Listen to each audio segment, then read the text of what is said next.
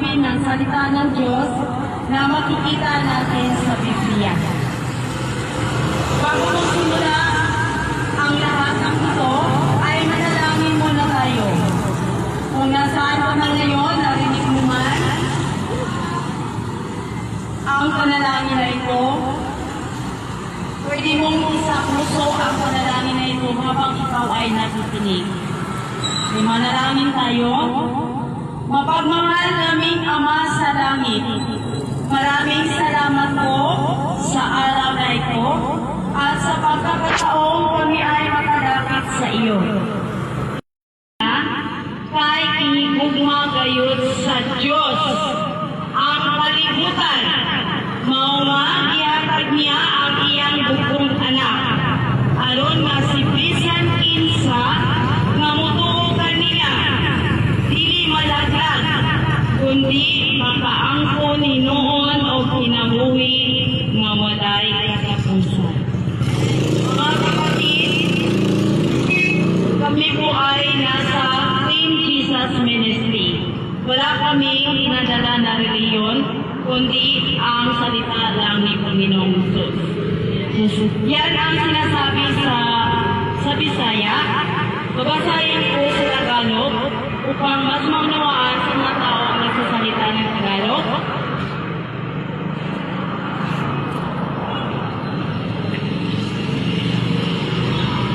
Sapagkat kayo na lamang ang pag-ibig ng Diyos sa sanlibutan. Kaya, ibinigay niya ang kanyang bugtong na anak upang ang sinumang sumampalataya sa kanya ay huwag mapahamak, kundi magkaroon ng buhay na walang hanggan. Ang kabutihan ng Panginoong Hesus sa ating buhay ay hindi talaga natin masasabi. Ang Diyos ay hindi galit sa atin. Mahal niya tayo. Kahit magkamali tayo, hindi niya tayo iniwan. Kahit tayo ay makasalanan. Dahil lahat tayo ay makasalanan, walang ni isa na walang kasalanan. Lahat ay makasalanan. Dahil ngunit dahil sa pag-ibig niya, isinuko niya si Panginoong Hesus upang mamatay sa krus para sa atin. At sabi ng Biblia, sino man, bata, man o matanda, mabuti man o masama, na sumampalataya kay Panginoong Hesus ay may buhay na walang hanggan. Kaya mga kapatid, kung gusto mo man magkaroon ka ng buhay na walang hanggan ngayon, tanggapin mo sa Panginoong Hesus na iyong Panginoon ang nagpapagligtas. Marami ng mga kababalagan ang nangyari sa aking sanlibutan. Ibig sabihin, ito ay nagpapaliwanag na malapit na dumating ang ating Panginoong Hesus. Huwag mong sayangin ang mga oras na dumaan sa iyong buhay. Kung nakikinig ka man ngayon, tanggapin mo ang ating Panginoong Hesus. Dito naman tayo sa mga taga-Roma, chapter 6, verse 23. Sabi dito, sa Binisaya, kay ang bayad sa pagpakasala, mao ang kamatayon. Apan ang grasya sa Diyos, mao ang kinabuhing walay katapusan, nga anak ang Kristo Hesus nga atong Ginoo. Basahan nato din sa Tagalog, sapagkat ang kabayaran ng kasalanan ay kamatayan. Ngunit ang kaloob ng Diyos ay buhay na walang hanggan kay Kristo Hesus na ating Panginoon. Lahat na tayo ay nagkasala. Sabi sa versikulo na ito, kung ikaw man ay nagkasala, ang magkaroon ng lahat tayo nagkasala, ang kabayaran ng kasalanan ay kamatayan. Ibig sabihin, kapag ikaw ay nagkaroon ng kasalanan, hiwalay ka sa Panginoong Diyos. Hindi tayo kayang iligtas.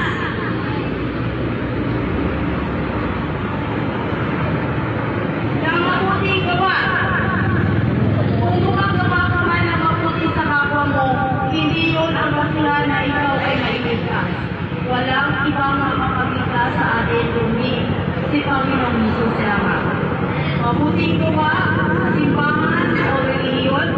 Pero may magandang balita, ang kalikasan ay kaloob ng Diyos lamang. At ito ay libre. Wala kang babayaran. Libre ibinigay ni Panginoong Diyos sa bawat isa na natanggap sa Kanya ng kaos-puso. May problema ang tao at ang naging problema ng tao ang ating kasalanan. Pero may solusyon ng Diyos. Si Panginoong Diyos, mas malakas ang biyaya ng Diyos sa kasalanan. Humingi ka ng kasalanan kung ikaw ngayon ay nagkasala. Nawawalan ka na ng pag-asa sa buhay dahil may ginawa kang kasalanan na sa isip mo ay ito ay napakarami at sa isip mo wala na itong pagkawalan. Malaki man ang nagawa mo kasalanan, maliit man, handa ang Panginoong Diyos na patawarin ka kung nagsisi ka at humingi ng kapatawaran ng Panginoong Diyos. Mas malakas ang biyaya ng Diyos. Isipin niyo, ilagay niyo sa isip na ang biyaya ng Diyos ay mas malakas kaysa ating kasalanan. Yun ang ibig sabihin ng mga taga-Roma, chapter 6, verse 8. Dito naman tayo sa Roma 14, versikulo 6. Niingon diriya, si Jesus mingon kaniya, ako mao ang dalan ug ang kamatukuhan ug ang kinabuhi. Walay bisan kinsa nga makaabot sa man kung dili pinaagi ka nako. Amen and amen. Praise God, hallelujah.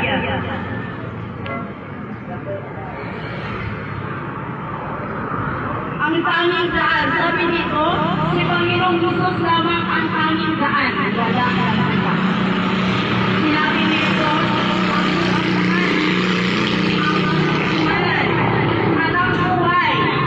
walang sinumang makapagkaroon sa Ama kundi sa pamamagitan ko. Si Jesus o si Panginoong Jesus mismo ang nagsabi, siya ang daan, ang katotohanan at ang buhay. Maraming tao ang naghahanap ng kapayapaan. Ngunit kung wala ka si Panginoong Jesus sa inyong mga buhay, sa inyong puso, hindi kayo makahanap ng kapayapaan sa inyong buhay. Walang kapayapaan, katotohanan at buhay. Ngunit si Panginoong Jesus lamang ang daan papunta sa Diyos. Dahil siya lamang ang namatay at muli na buhay. Hindi maraming daan, iisa lang. Pero ang daan ni Panginoong Jesus para ito sa lahat na tatanggap sa Kanya na bilang Panginoon at tagapagligtas. Ito naman tayo sa Juan 1, versikulo 12. Ninon kaya, apan si bisang kinsa na midawat o mituo kaniya, inatagan niya o katungod na mahimong anak sa Diyos. Amen. Praise God. Hallelujah. Ngunit ang lahat, sabi nito, bagong identidad o identity. Kapag tinanggap na sa Panginoong Jesus, ikaw ay may bago ng identity. Ikaw ay magiging anak ka ng Diyos ni Panginoong Jesus. Ngunit ang lahat ng tumanggap sa Panginoon, ngunit ang lahat ng tumanggap sa Kanya, sa kanila ay binigyan niya ng karapatang maging mga anak ng Diyos sa mga sumampalataya sa Kanyang pangalan. Hindi lang tayo pinatawad, pinangkuhan tayo ng Diyos. Kapag pinagkak mo sa Panginoong Isus ang puso mo ngayon, hindi ka na lang nilalang ng Diyos, anak na niya. May bagong identidad ka na, may bagong pamilya ka na sa Panginoon.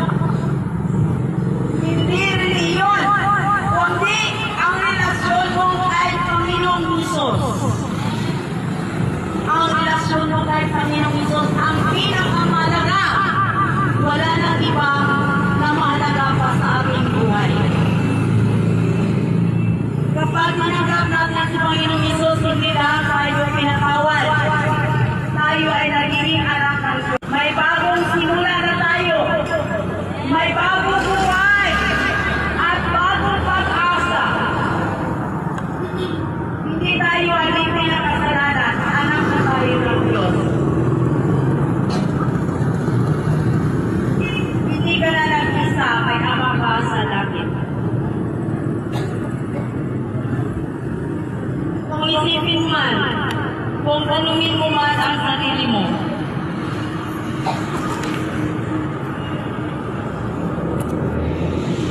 ano ba ang naging relasyon mo kay Panginoong Isus ngayon? Mabuti ba ang naging relasyon mo kay Panginoong Isus?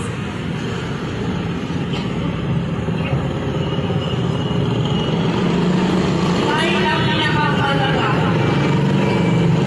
ang relasyon mo kay Okay, dito naman tayo sa 1, chapter 3, verse 36. Yun is sa Bisaya. Ang mutuo sa anak, may kinabuhing dayon. Apan, ang dili mutuo sa anak, dili makabaton sa kinabuhing dayon. Magpabiling Pinoon kaniya ang kabunot sa Diyos hangtod sa kahapturan. Okay? Ang sumasampalataya sa anak ay may buhay na walang hanggan. Gusto ba mga kapatid magkaroon ng buhay na walang hanggan na ibinigay na libre ni Panginoong Isus? Wala kang ibang gagawin. Tanggapin mo lang si Panginoong Isus bilang iyong Panginoon at tagapagligtas. May desisyon tayong lahat na kailangan gawin. Kung maniniwala tayo kay Panginoong Isus, may buhay. Kung tatanggihan natin siya, sabi nito, mananatili ang kasalanan at tayo ay hiwalay sa Diyos. Hindi neutral ang choice natin. Maipito ang desisyon. Ang bawat desisyon na ginawa natin sa ating buhay ay may makaroon ito ng epekto sa buhay natin. Kung gusto mo magkaroon ng mabuting epekto sa buhay mo, huwag kang makatupili. Tanggapin mo na ngayon sa Panginoong Isus at magkaroon ka ng bagong buhay, bagong pag-asa, at kapayapaan sa buhay mo. May desisyon po tayong lahat, naniwala ba tayo kay Panginoong Isus o tatanggihan natin siya? Kailan ka magkaroon ng desisyon? Gawin mo na ngayon ang iyong desisyon. Wala nang ibang araw, wala nang ibang oras. Gawin mo na ngayon. Kung nasaan ka man, kung nakikinig ka man, kung narinig mo man ang mga salita ng Diyos ngayon, tanggapin mo na si Panginoong Isus. Ang mananampalataya ay may buhay.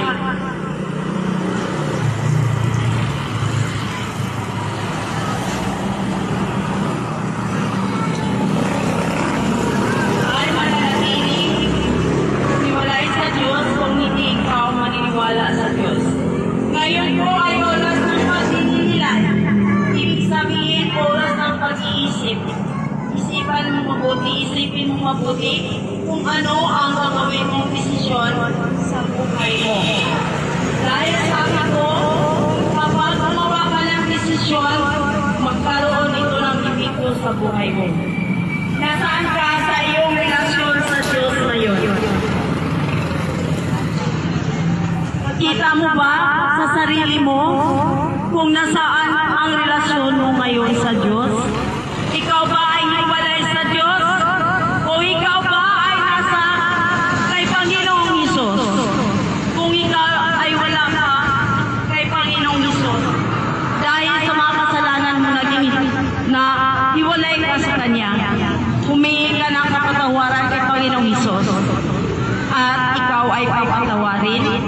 at bigyan ka ng bagong buhay, pag-asa at kapayapaan.